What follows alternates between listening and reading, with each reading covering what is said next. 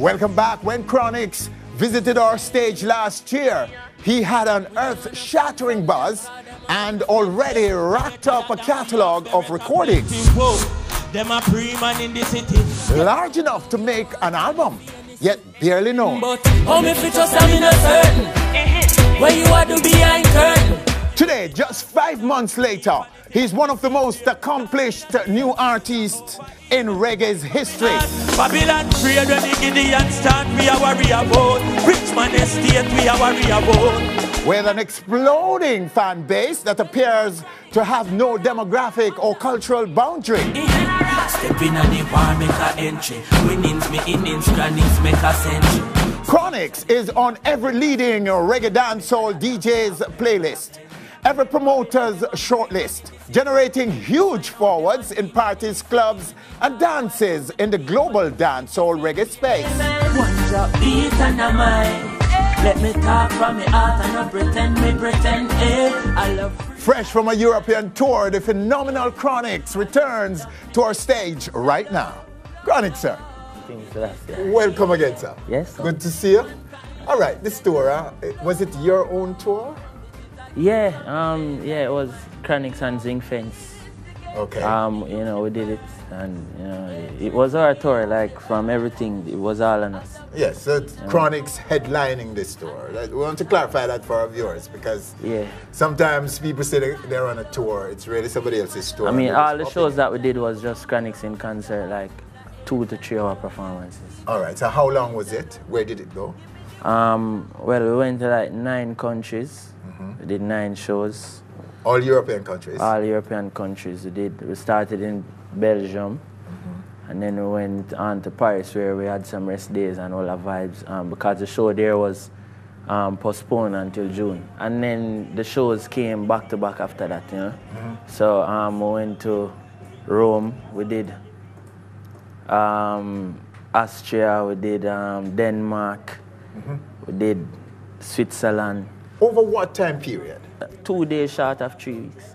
Oh, what size crowds are we talking about? Well, we're talking about intimate spaces between 500 and 2,000 people, you know, at each venue. Because, as I said, it was Chronixx in concert, and we chose small venues because, you know, we want the maximum utility out of the show and the performances, you know. All the shows were good, you know, full venue. And, you know, we and promoter left the show a smile, you know. Okay. And the Massive left a smile. Promoter a smile. And the Massive. So, okay, so what are your takeaways from this? This tour, what are some of the important lessons for a young artist like yourself going to Europe? This is your first tour on your own. What are some of the important lessons you take away from it? I mean, it gives you a broader look on music, first and foremost. Because even the producers out here, we are very narrow-minded. We are not very sensitive to how powerful the music really is, you know? Because most people don't really get to test the power and the, you know, the gift, how good of a gift this music is to the world, you know? So, when you go out there now and you see them things there, it just shows that there's really no limits, you know what I mean? Like, when 5, 6 people come to your cry backstage, I say, Chronixx, the show was very good. It was a blessing. I've never seen anything like this. Yes. You know, and when you have your band perform for 2 hours, you know, you have all 3 minutes out of just dubbing and jamming on stage, and people are going a trance out there, you know? Okay. So, like, them thing there, and you know, it's just, you have to just treat the music with utmost respect. That's one thing it teach me, because them people there, them look up to it, them look down upon Jamaicans, you know? Okay. And them expect we to bring it, you know, better than anybody else can, you know? So you're saying that the response that you've seen in Europe is phenomenal in your view. Yeah. Is it more than you expected, or what? Yeah, man. Yeah. Cause, all right, people, everybody tell me, first thing people tell me that the first time you go to Europe, Chronixx, you will not be able to bring a band. So, and then I say, why I can't bring my band, you know? And we were supposed to do a European tour from last year, you know? And I say, I can't go without my band, you know? So this year we fight it, and Zinc Fence pushed for me to have my band there. So it's not necessarily like any promoter bring us there with our band, you know? It's we creatively harness the little resources and get the band over there. And like, I mean, after what we did, I doubt anybody will ever call me asking me to perform without the band. You know what I mean? So we and Zing Fence will go over there, and I mean, from I come out of the airport to see this big bus with Chronixx on the side, I'd stay so wait for me, and I said, Jesus have mercy, man. Selassie, I really, you know, open up a door for the youth them, and the youth them have to understand, say, no make nobody tell you, say, you're too young and your career in a reach to say it. You know, you have to make sure your first move is at a level so it can only get bigger from there. Because if people say in a very shabby way, them say first impression last, you know. So me step out in Europe the first time with this big pretty Benz bus, I wait for me and the band. And, you know, give thanks to Jaliv, you know, and, you know, Jaliv and Zing Fence really put it together and make it work. You know, every step of the way it was just me, Zing Fence, professionalism straight. And you are doing 2-hour performances. Yeah, every night. Chronixx. Every night we work 2 hours. And when we work 2 hours, the people them cry and say them not going home. If I have one more all song. your material.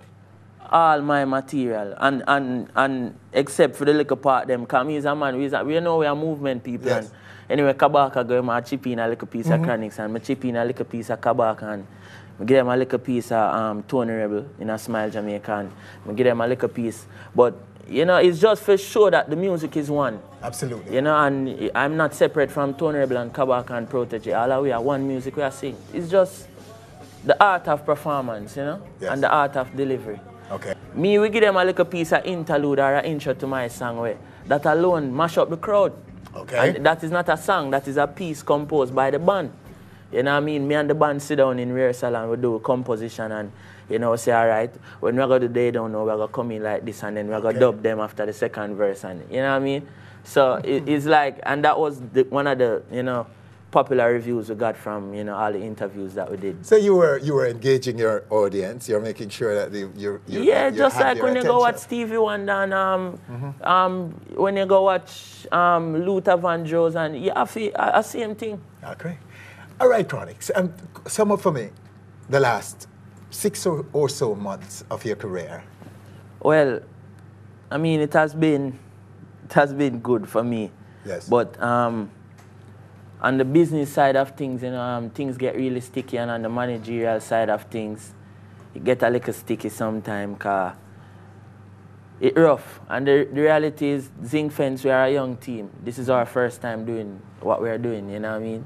It's rough in terms of what? It rough in terms of for exercise diplomacy every time, because that's one thing that is requisite coming into music. You have to know to exercise diplomacy every time.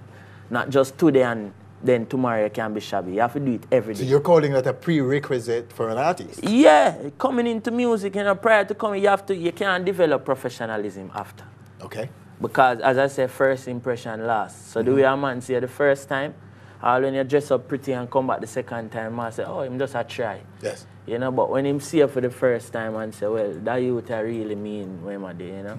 So, I mean, that's one of the biggest challenges for us, but we have managed to, you know, keep the thing together. And so while you're owning the space and exploding in our face in Jamaica and in the reggae dancehall space, you were grappling with these things, with I mean, well, anybody tell you that them don't do this, probably have a manager who have been doing it for 50 years. Okay. You know, which, I mean, very little artists have that luxury. You know what I mean?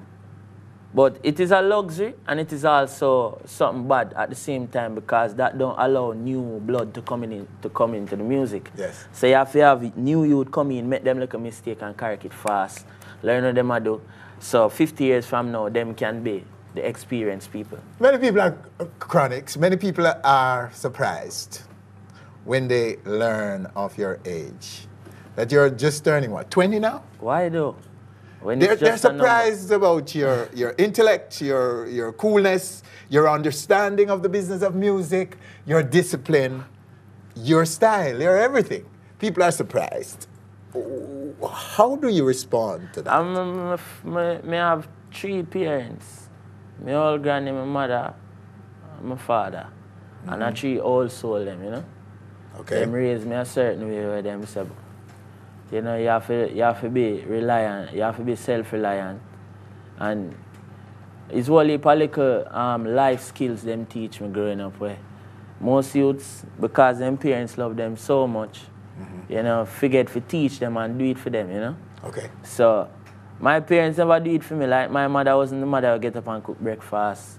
I think me said this the last time I come. So I mean that account, my mother said, well, learn to fry like an egg then, since I say want egg. You know, fry egg. Okay. And like, now we're in a Rastafari now, we see where cooking is a great thing. Cause even when they are Europe, we look a place with the stove. Let's get up and blaze fire, cause no food not there. Okay. For I and I. You know? So when you don't have a chef or them thing there around, you know, you can be self-reliant to say the, you know? So much of the wisdom of the elders yeah, man, and if you, all right, notice my friend them. My friend them in a music, a Leroy siblings. Yes. Like literally, me not call nobody else and reason with them. Different from the musician them.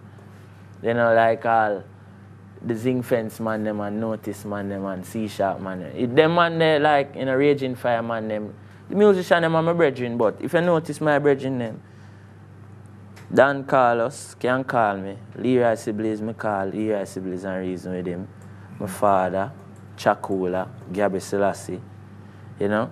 Anyway, I see Freddie McGregor, I them man them want go around because these people are people who are ahead of me, not just 10 steps, but 1 million steps ahead of Chronixx. So them me a follow.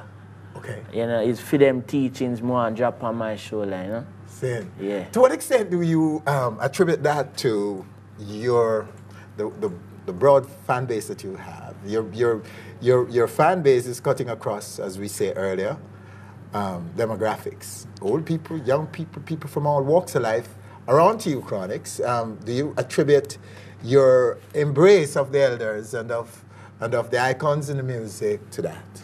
Yeah, because the people them find the elders now within the demography, they find a sense of where they say now like, yeah, Chronixx, we are on Chronixx's side and Chronixx is on our side, and the youth them must say the same thing. Okay. Because we have to know that age is one of the things where them use to separate you over time, just like race, just like gender.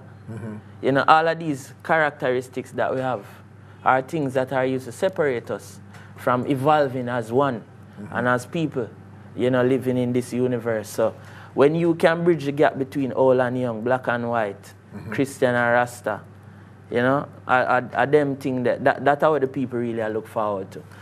Some feel fame and fortune will get to Chronixx's head. His response after the break, plus a live premiere of a new song, all coming up.